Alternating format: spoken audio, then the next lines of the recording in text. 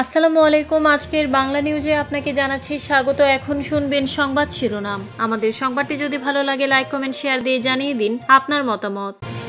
জামায়াত দেশকে অস্থিতিশীল অবস্থা দিকে নিয়ে যাওয়ার চেষ্টা করছে জানিয়েছেন মির্জা ফখরুল।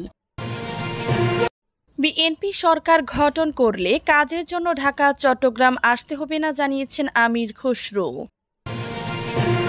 যারা বলছে গণভোটের বিধান সংবিধানেই তারা ফ্যাসিজমকে সমর্থন করে জানিয়েছেন জামায়াত নেতা আজাদ।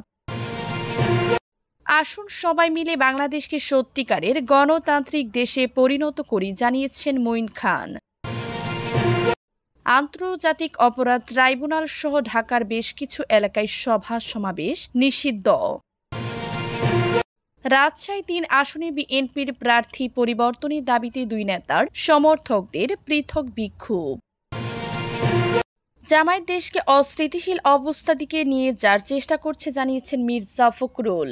জামায়াতে ইসলামী বিভিন্ন অজুহাত তুলে দেশকে একটা অস্থিতিশীল অবস্থা দিকে নিয়ে যাওয়ার চেষ্টা করছে বলে মন্তব্য করেছেন বিএনপির মহাসচিব মির্জা ফখরুল ইসলাম আলমগীর। আজ সোমবার বিকেলে সদর উপজেলার বরেন্দ্রেশ্বরী বাজার ও রুহিয়া উচ্চ বিদ্যালয়ের মাঠে থানা বিএনপির আয়োজনে ইউনিয়নবাসীদের সঙ্গে মতবিনিময় সভায় প্রধান অতিথির বক্তব্যে তিনি কথা বলেন।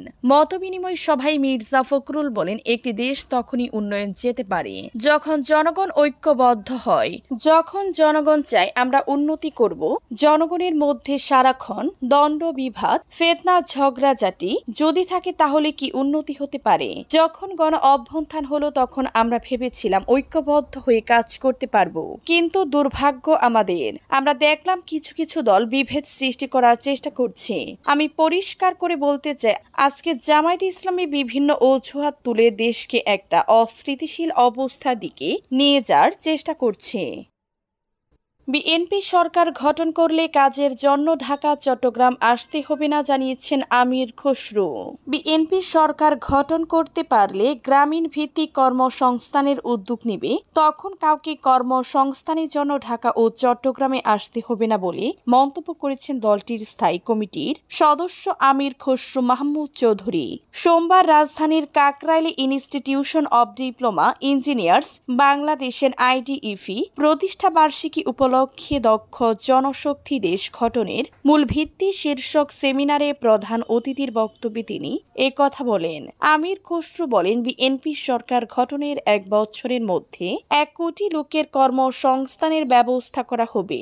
নতুন বাংলাদেশ গড়ার চ্যালেঞ্জ মোকাবেলায় জনসংখ্যাকে জনসম্পদের রপ্তানির বিকল্প নেই। তিনি বলেন, প্রযুক্তির সঙ্গে কৃত্রিম বুদ্ধিমত্তার এআই জ্ঞানকে সমন্বয় করে জনসংখ্যাকে জনসম্পদে রপ্তানিতে ব্যর্থ হলে জাতি উন্নয়ন দায়িত্ব পাবে না।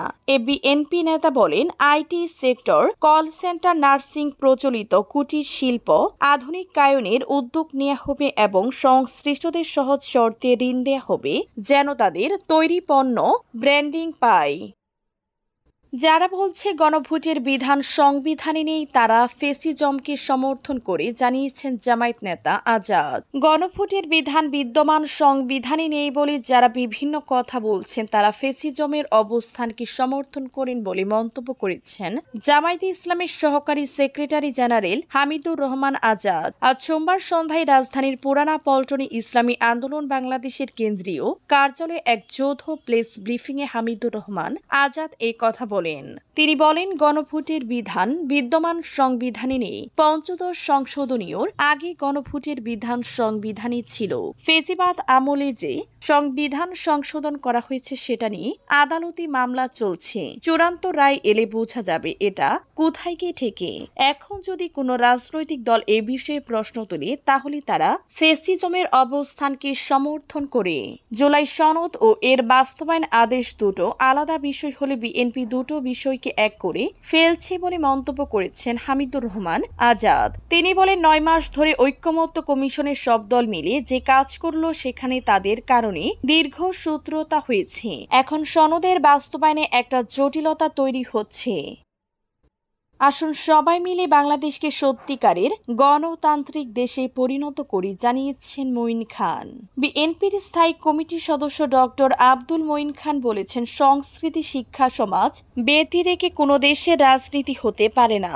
আসুন আমরা সবাই মিলে বাংলাদেশকে একটি সত্যিকারের গণতান্ত্রিক দেশে পরিণত করি, যেখানে মানুষের অধিকার প্রতিষ্ঠিত হবে, যেখানে মানুষের ভোটের অধিকার প্রতিষ্ঠিত হবে, যেখানে মানুষের মৌলিক অধিকার প্রতিষ্ঠিত হবে, মানবাধিকার প্রতিষ্ঠিত হবে এবং সর্বশেষ এই দেশের কোটি কোটি দরিদ্র মানুষের অর্থনৈতিক অধিকার প্রতিষ্ঠিত হবে। সোমবার সকালে রাজধানীর গুলশানে দলের চেয়ারপারসনের রাজনৈতিক কার্যালয়ে বাংলাদেশ জাতীয়তাবাদী সামাজিক সংস্কৃতি সংস্থার জাসাস প্রকাশনা অনুষ্ঠান ও আলোচনা সভায় এসব কথা বলেন তিনি। আন্তর্জাতিক অপরাধ ট্রাইব্যুনাল সহ ঢাকার বেশ কিছু এলাকায় সভা সমাবেশ নিষিদ্ধ। আবারও অনির্দিষ্টকালের জন্য ঢাকার বেশ কিছু এলাকায় সভা সমাবেশ ও মিছিল আয়োজনে নিষেধাজ্ঞা আরোপ করেছে ঢাকা মেট্রোপলিটন পুলিশ ডিএমপি। প্রধান বিচারপতি সরকারি বাসভবন আন্তর্জাতিক অপরাধ ট্রাইব্যুনালের প্রবেশদ্বার সুপ্রিম কোর্টের গেটসহ বেশ কিছু এলাকায় আগামীকাল সোমবার 11 নভেম্বর থেকে কার্যকর হচ্ছে নতুন এই নিষেধাজ্ঞা। আজ সোমবার ডিএমপি কমিশনার শেখ মোহাম্মদ সাজ্জাদ আলী স্বাক্ষরিত এক গণবিজ্ঞপ্তিতে এ তথ্য জানানো হয়েছে। গণবিজ্ঞপ্তিতে বলা হয়, জনশৃঙ্খলা রক্ষার স্বার্থে ঢাকা মেট্রোপলিটন পুলিশ অর্পিত ক্ষমতা বলে 11 নভেম্বর থেকে পরবর্তী নির্দেশ না দেয়া পর্যন্ত প্রধান বিচারপতির সরকারি বাসভবন, বিচারপতি ভবন, জাজেস কমপ্লেক্স, বাংলাদেশ সুপ্রিম কোর্টের প্রধান গেট, মাজার গেট, জামে মসজিদ গেট, আন্তর্জাতিক অপরাধ ট্রাইব্যুনাল 1 ও 2 এর প্রবেশ গেট, বিচার প্রশাসন প্রশিক্ষণ ইনস্টিটিউট ভবনের সামনে সব রকম সভা, গণ জমায়েত, মিছিল, মানববন্ধন, অবস্থান, ধর্মঘট ও শোভাযাত্রা নিষিদ্ধ করা হলো। এছাড়া বিভিন্ন দাবি দেওয়া আদায় ও প্রতিবাদ কর্মসূচি নামে যখন তখন সড়ক অবরোধ করে যান চলাচলে বিঘ্ন না ঘটানোর জন্য সংশ্লিষ্ট সবাইকে অনুরোধ জানিয়েছে ডিএমপি। রাজশাহী 3 আসনে বিএনপির প্রার্থী পরিবর্তনের দাবিতে 2 নেতার সমর্থকদের পৃথক বিক্ষোভ। পবা মোহরপুর আসনে বিএনপির প্রার্থী পরিবর্তনের দাবিতে সোমবার বিকেলে পবা উপজেলার 2টি এলাকায় 2 পক্ষের পৃথক বিক্ষোভ মিছিল হয়েছে। বিএনপির কেন্দ্রীয় কমিটির ত্রাণ ও পুনর্বাসন বিষয়ক সম্পাদক শফিকুল হককে রাজশাহী 3 পবা মোহনপুর আসনে দলীয় প্রার্থী ঘোষণা করা হয়েছে। তাকে বহিরাগত প্রার্থী দাবি করে পবা ও মোহনপুর উপজেলার স্থায়ী বাসিন্দাদের মধ্যে থেকে প্রার্থী ঘোষণার দাবি জানান বিক্ষোভকারীরা। জেলা বিএনপির সদস্য রাইহানুল আলম ও সাবেক ভূমি প্রতিমন্ত্রী কবির হোসেনের ছেলে নাসির হোসেনের অনুসারীরা এই দাবি জানান। আন্দোলনকারীদের একটি পক্ষ আজ বিকেলে পবা উপজেলার কাটাখালীতে স্থানীয় প্রার্থী হিসেবে নাসির হোসেনের নাম ঘোষণার দাবি জানিয়ে বিক্ষোভ মিছিল করেন। তারা অন্য কোনো প্রার্থীকে মানবেন না বলে ঘোষণা দেন।